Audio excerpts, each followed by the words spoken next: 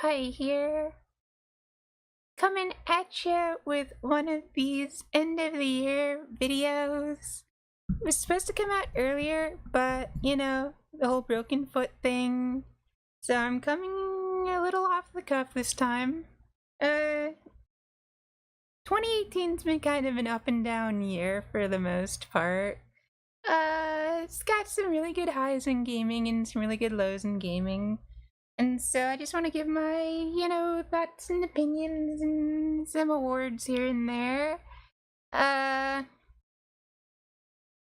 can only really judge the games that I actually did play, so there's gonna be a bunch of stuff here that should be on this list, but isn't, but know that I want to play all of them still. And also, I'm only really judging games, so as much as I love what's been going on with this Twitch channel and all you lovely folk out there and this YouTube channel, you're not in the running for any awards, unfortunately. So with that out of the way, let's go ahead and dive into these awards, starting with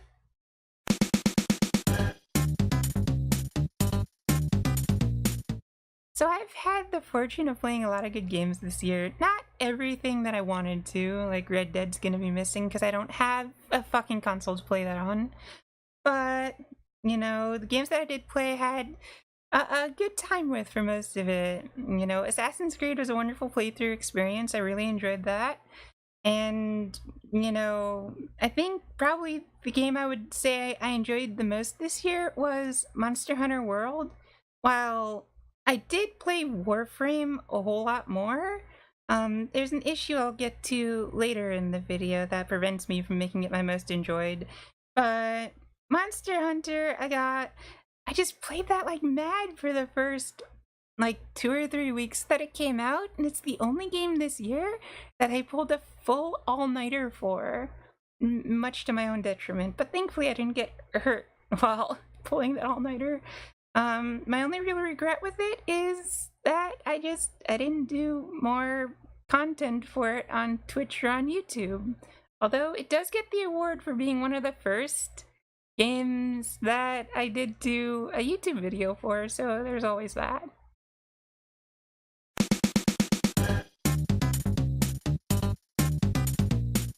So there's been a lot of very disappointing stuff that happened this year.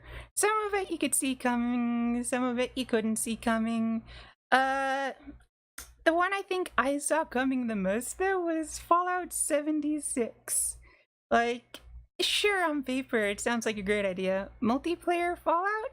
Yes, please. A lot of modders have tried to do this in the past with Fallout 3 New Vegas and even Fallout 4, even the Elder Scrolls. Fixing the shitty NPCs?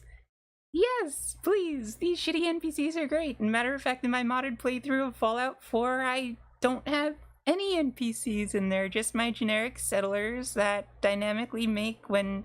I'm not going to get into the mod for there, but I use a mod that removes every NPC in the game because they're all shit. But what came out, and the more we hear about it, the more we heard about it, the less appealing Fallout 76 was, and just, I didn't pick it up. You know, I could go into it, but I'll let these headlines speak for themselves.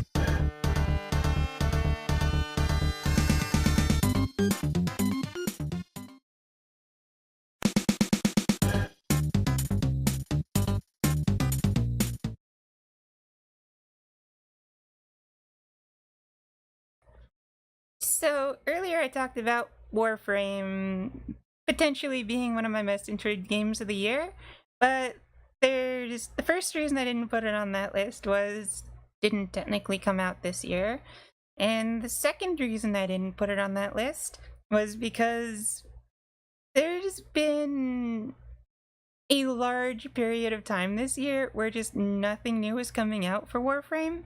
So at the beginning of the year, I was really getting into it because I was catching up on a lot of the stuff that I hadn't done. And then there was like maybe 3 months when we were looking for the new story quest, The Sacrifice. And that came out right before E3. And then at the time of E3 with TennoCon, they made a huge announcement for Tuna, Railjack, just this new, almost brand new game that was going to be in Warframe. It's going to be changing everything. But then months went by afterwards with nothing new. We didn't end up getting Fortuna until like a month ago, 2 months ago. Really close to the end of the year. Railjack still isn't out. It got so bad that even Steve Sinclair and the dev team had to come out and acknowledge, yes, we know there's a content drought. A little Greek. Yeah. It's all Greek. Can we just talk about the elephant in the room, and we'll just get it out of the way at the beginning of the stream? Yep. We know we're in a content drought. Yes. Steve's going through some stress. I've been eating Tums a lot, Yeah. and we know what you guys already know.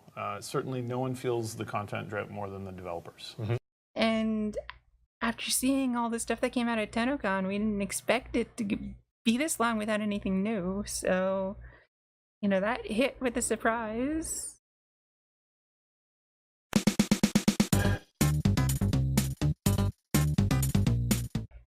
So there are a lot of opportunities for this award this year. There was Metal Gear Survive, which I guess it's kind of, I don't know if it really is a homecoming because it's a new team, but it's a return to the Metal Gear. There's Monster Hunter World, which is a return to the Monster Hunter series, longtime fan of both of those.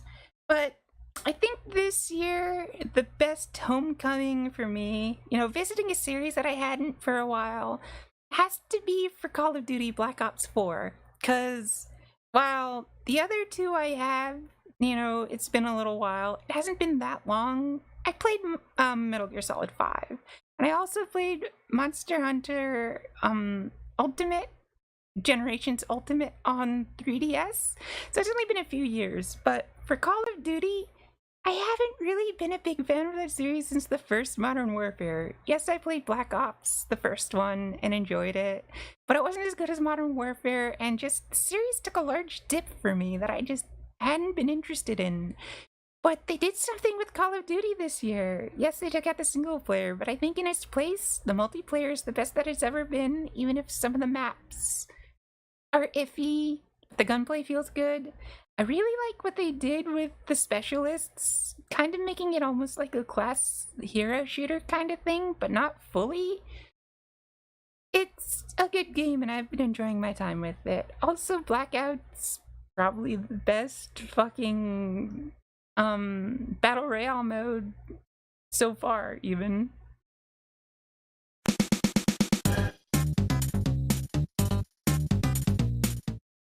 So, I'll be honest here, I didn't really play that many DLC packs this year. Most of the DLC that I've toyed around with this year have been for fighters that have been coming to various fighting games that I play. So, I don't think that stops me, though, from giving this award to Splatoon 2's Octo expansion. And yes, it's a single-player expansion to a multiplayer-focused game, but I think in doing that, they crafted a single-player experience that blows both Splatoon 1 and Splatoon 2's single-player modes out of the water by a long shot. The puzzles they crafted and the levels they crafted are much more creative than either of the other games provided.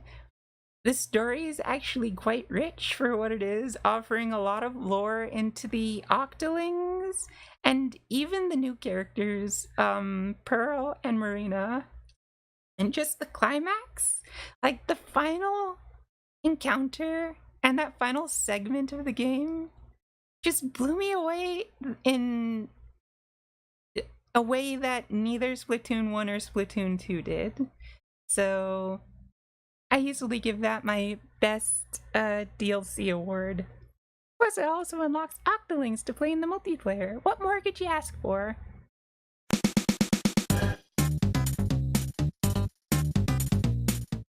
So this one kind of hit with an odd, well, it's the biggest surprise category, so obviously it is a surprise. Google came out and announced that they're looking into game streaming, and then they come out and say they're beta testing a new service called Project Stream. I guess that's a working title, I'm not sure. Anyhow, so I happen to be one of the lucky folks that managed to get in and test this. And a lot of you might be wondering, oh, hey, but I didn't see anything about this, or you didn't do anything about this. Well, the game that they ended up testing was with the collaboration with Ubisoft. They tested out Assassin's Creed Odyssey. And I'm proud to say that the fucking service actually works. It's good. And I can attest to this because my entire playthrough of Assassin's Creed Odyssey was using Google Project Stream, which let me play Assassin's Creed Odyssey in a Chrome window browser, as you can see demonstrated here. I think more than anything else this year, more than VR, more than whatever, I think this is the biggest jump and the biggest sign of the future coming to us. Because it's going to do something for me that I keep complaining about. I won't have to worry about my hard drive space anymore. Just keep it all in the cloud. I'll play it from there. Maybe I'll download a couple of games that I want to mod or something. But it works, and I had a great time using it.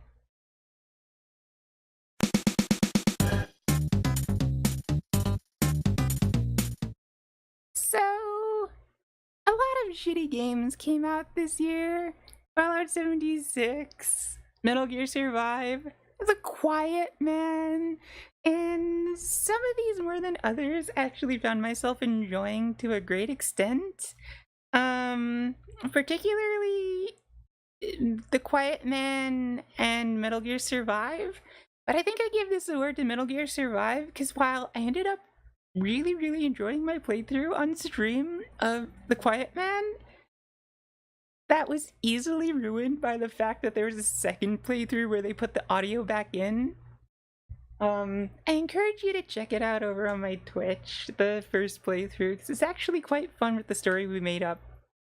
But Metal Gear Survive was weird. I wanted to make a review for this at the time, but the game just ended up being too enigmatic for me to even comprehend talking about, because yes, it's a cash grab. Yes, it's an asset flip. But at the same time, I actually enjoyed some of the mechanics that they managed to improve upon from Metal Gear 5, such as base management's better. They did the survival mechanics better than Metal Gear Solid 3 did. They brought back the threat wheel from Metal Gear Solid 4, which actually helped situational awareness a lot more. But, like, AI is shit until you get way close to the end of the game, and the more interesting enemy types come in, and also the multiplayer, which you probably shouldn't touch until you beat the single player. But I feel they should have made the multiplayer more accessible early on, because that really is one of the strong points of the game. So, it's a bad game, but I ended up enjoying it a lot more than I should have.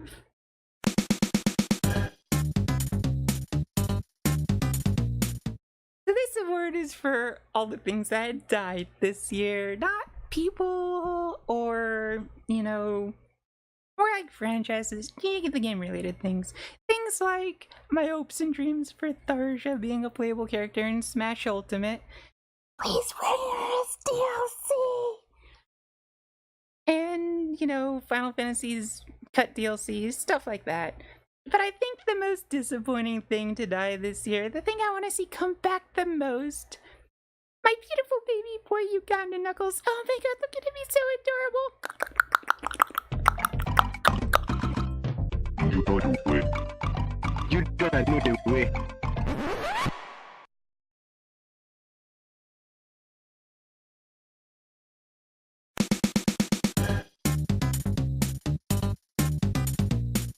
So, with everything else out of the way, that really only leaves one award left. The Game of the Year. And there's been a ton of games coming out, Red Dead, Monster Hunter, all out. But I think there's only one clear winner for Game of the Year. Sonic 3 and Knuckles, baby! Yeah! You can lock it on! It's got that technology, combine the games, more levels! Knuckles and Sonic 3! Blast!